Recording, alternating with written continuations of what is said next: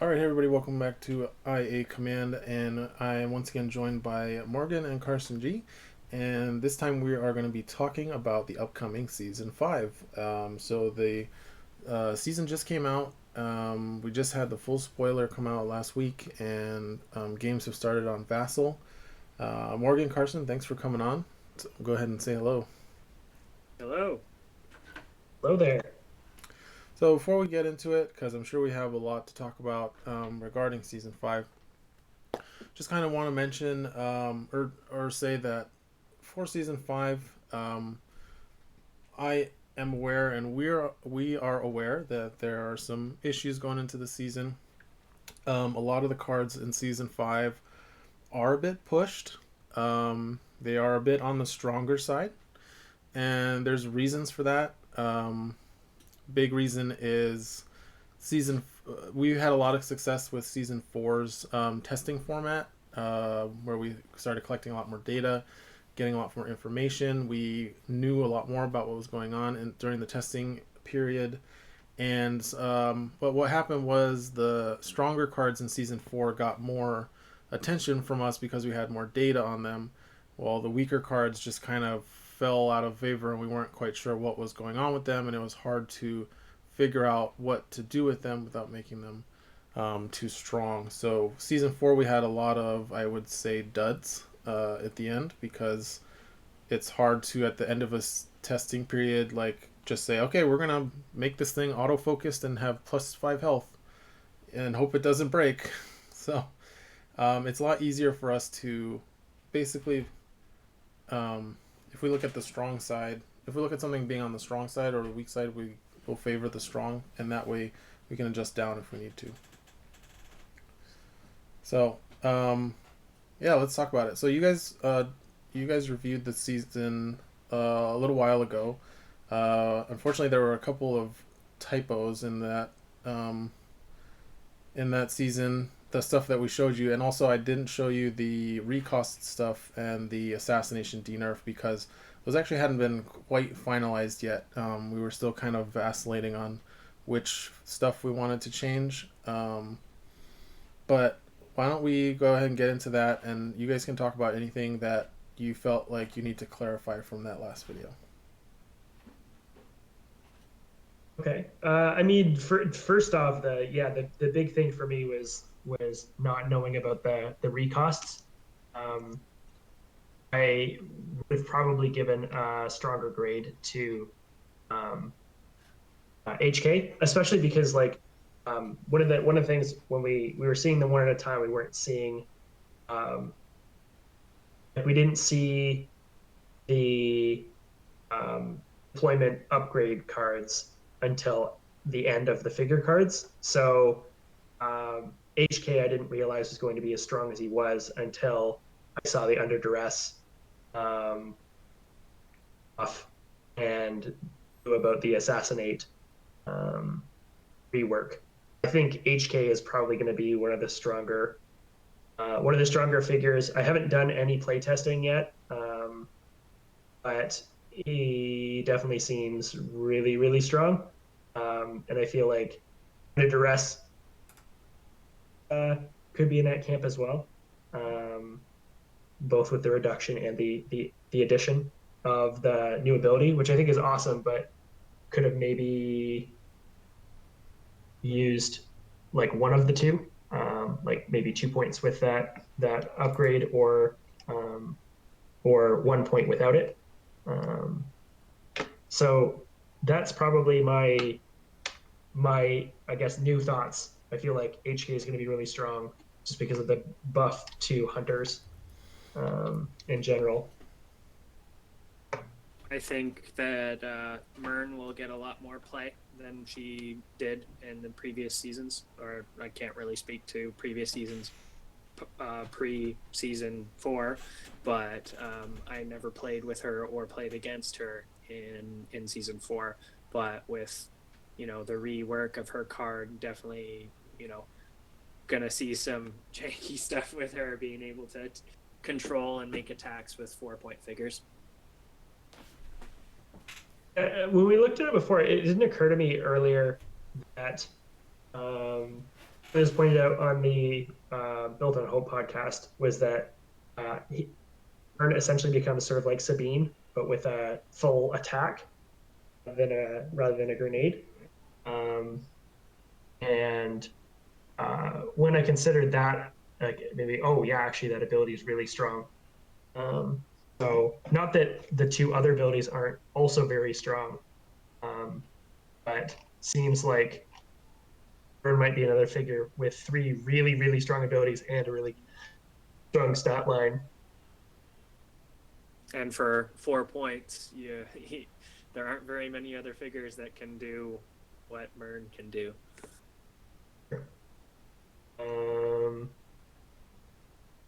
One thing that I hadn't considered, yes, with Luke recost, is that now Get Behind Me can be played on him, so people can protect Luke. He's 10 points instead of 11. Which I guess he's currently the only queen piece now that can be protected in that way, which will make it interesting. But Luke's always scary. I think Royal Guard champion, but I don't know if you count him as a queen piece. I don't. he's like wants to be a queen piece. An IG-11. Yeah, I suppose. But it'll be fun with Luke because he gets to deflect. Yeah.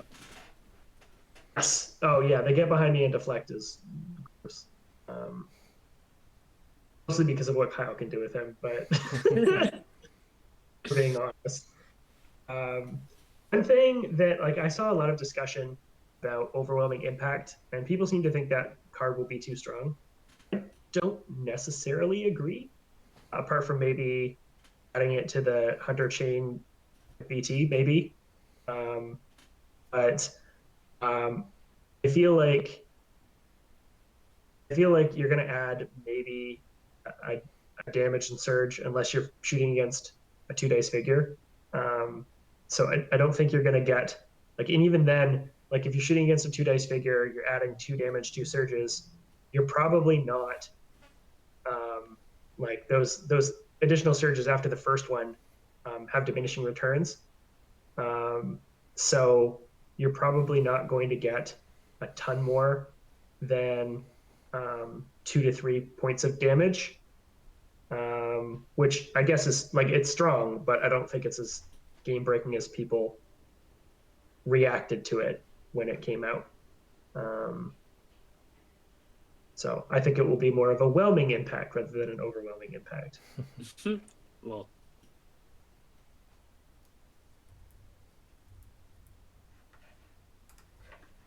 on the flip side, Faint, I guess I didn't read it properly to start with because I thought it was like an on declare effect. I think that's a very strong card in like a second reading. Just being able to throw out your weakest dice, also throw out the strongest defensive dice, could be like another like a 2-3 point damage swing. So that's very strong, and I think it's like an auto include brawler lists now if you can fit it. First, what did you think about Fury of Kashyyyk? Anything new?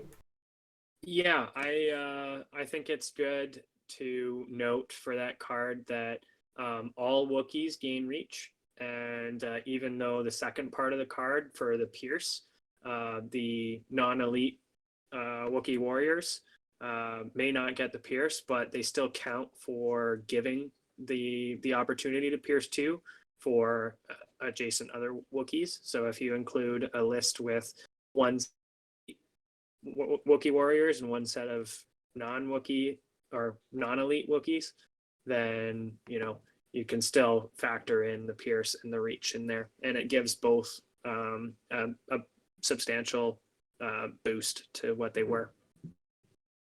So I'm definitely going to revisit my Wookiee list that I like playing so much, and include that into the build. we were shown Rest in Peace, because you showed that at the beginning before we saw what Afra was. Um, I didn't think that it might be as important because people seem to in playtesting really find Afra super strong. So I feel like that might be a little bit more prevalent than I initially thought. I also think we're going to see some more play of Fool Me Once because I feel like that's more of a hard Afra counter. That card that lets you take strain, take 2 strain, and then you send your opponent's discard pile into the game box, which I think will function as A counter. more of a little bit more of a hard counter. Yes. I mean, we didn't have a ton new thoughts. I mean, we gave a ton of thoughts on those cards. One thing I didn't consider is um, Zuckuss and Dengar. This is even before I guess they got adjusted, but I didn't consider how beneficial the hidden condition is for them. Like particularly now that their points costed, like Dengar Zuckuss is already like the core of a very, very strong list. And just because they want those surges so bad. So seeing them as 2 dice, I sometimes forget that they're 2 dice figures just because they become auto-focused. Definitely expecting to see more play with Zuckuss and Dengar, I think, and Mern to be included because she has the hiding ability to do that. Apex Predator looks to be like a pretty strong card, so I've personally been looking at ways to build creature lists and taking that Apex Predator in because it looks like it could be a lot of fun. I really hope we see a lot more Dewback play because they seem to be the best beneficiary of that card. Because they get the initial 3 movement points at the beginning of their turn, right? So they could also get the 2 extra, so move 5 essentially. One thing that it was kind of interesting, knowing what was coming and seeing people see, because you sort of released all the spy deployments at the start, and seeing the discussion, some people were joking that like, are we going to see deployments that aren't spies? And just knowing that AF was coming to sort of be sort of the, I guess, anti-spy, and knowing that was coming, being like just hold your horses, guys. Like, yes, there are lots of spies, but we're doing some more stuff with Graveyard Play. I'm just excited. Interesting. Sorry, I'm just excited for Afra to like, you know, if she strat shit or if the opponent strat shifts your hand of command cards, well, you can use Dr. Afra to strat shift it back. Yeah, absolutely. So I'm excited for that kind of aspect. Absolutely. I also felt like with Afra, I didn't realize the capability, like just the extent to which you can get victory points with her signature card. Like I've already started putting together what I think would be a really strong VP list with her. Just like I'm just imagining using black market prices to pitch an assassinate or on the lam, and with her signature card that lets her get seven victory points, and then she can still pick it up and do it with a second card in a later round, which is pretty bonkers. So I wanted to comment on that because in any scenario, the max you can get from her CC is 4 points. So the max you get is 4 for a 0 point card, and we know that's Celebration. But unlike Celebration, you have to actually give up something without using it.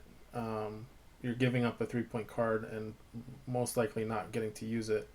Whereas with Celebration, it's rewarding you for doing something you already wanted to do anyway, which was defeat your opponent's figures.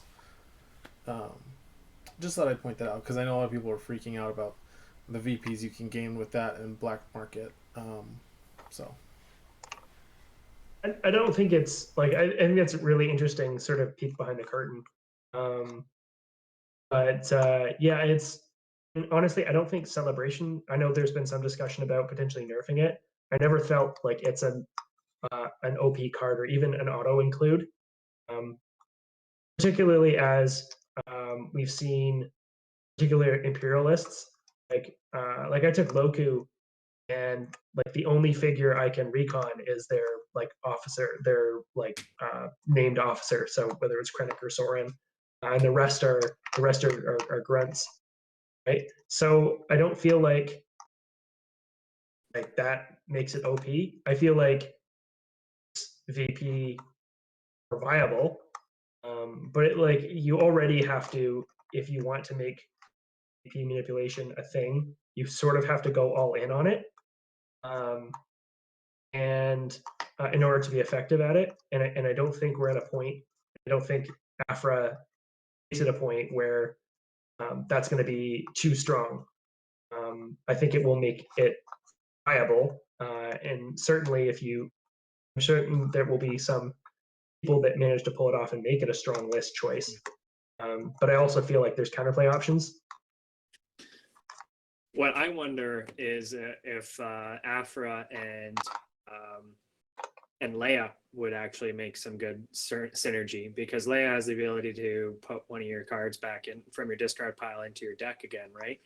So you could just kind of feed off of like victory points in that sense. So that'd be kind of cool.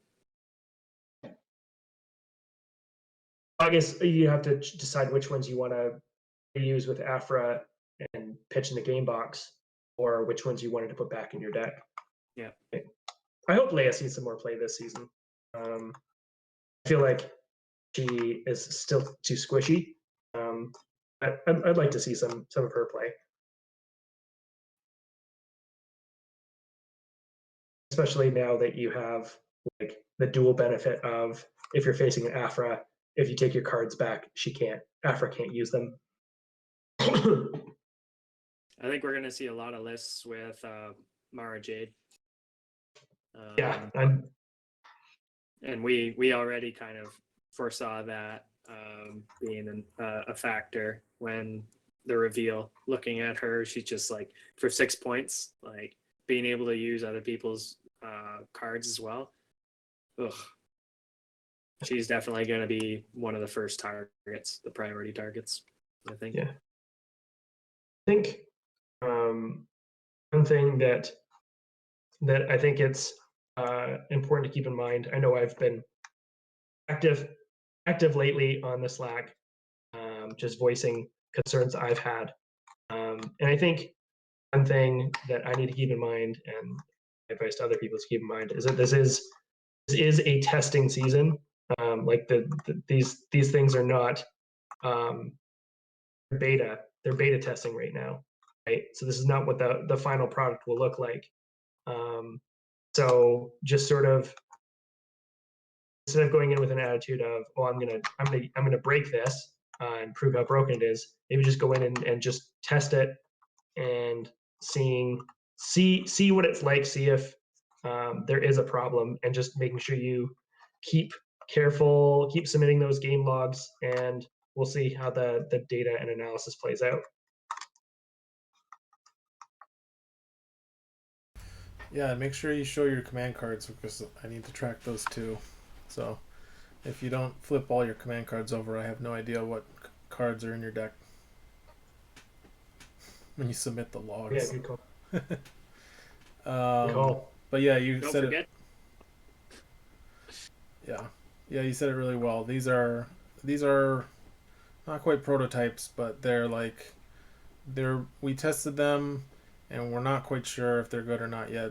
So we need the larger testing community because there's only 7 of us, Each of these cards get about maybe 3 or 4 playtest games each, and that's with they're constantly changing too. So we've tested different versions of each of these cards multiple times because we have to keep updating them based on our playtest results. So yeah, I think a lot of these cards are going to get adjusted pretty hard. I can't guarantee that because I'm one of 7. I only have a 1 in 7 vote. I can't force anything to happen, but I think the community feedback has been really good. We were listening to everybody's comments on Slack and all of that, and of course we'll be looking at the games.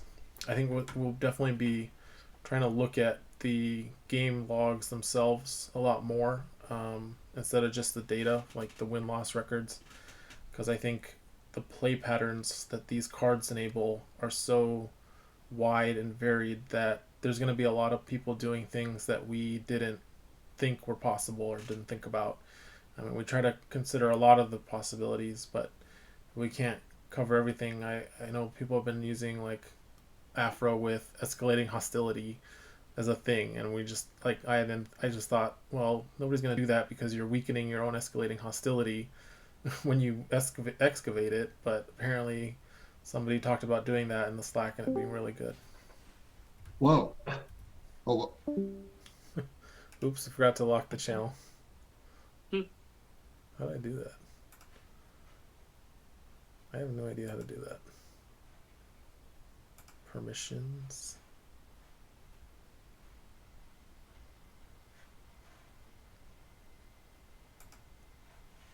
Oh well, hopefully nobody jumps in. I mean, we're pretty much wrapped up, aren't we? Yeah, I think unless you guys had anything else you wanted to talk about for season 5.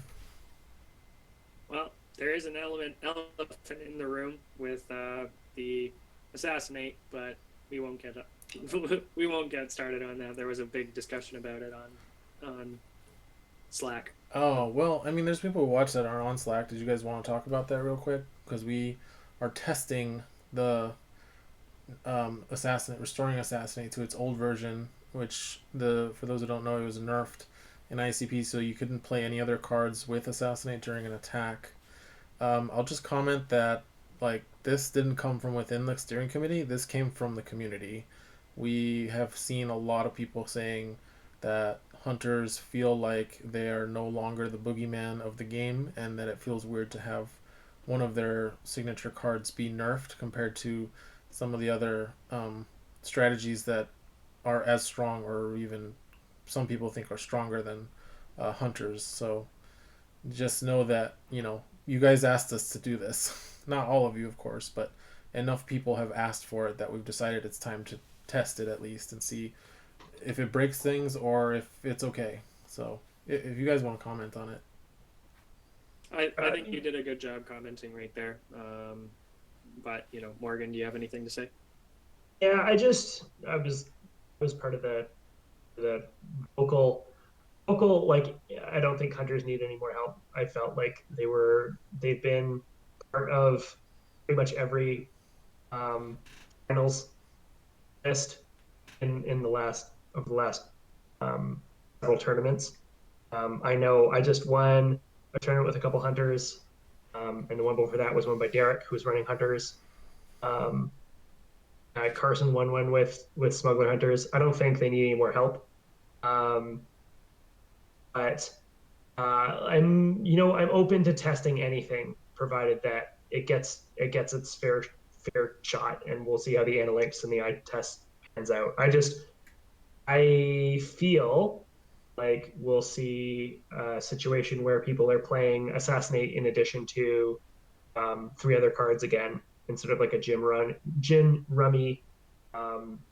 There's 8 points of damage in command cards, and you're dead. So that's what I'm afraid of.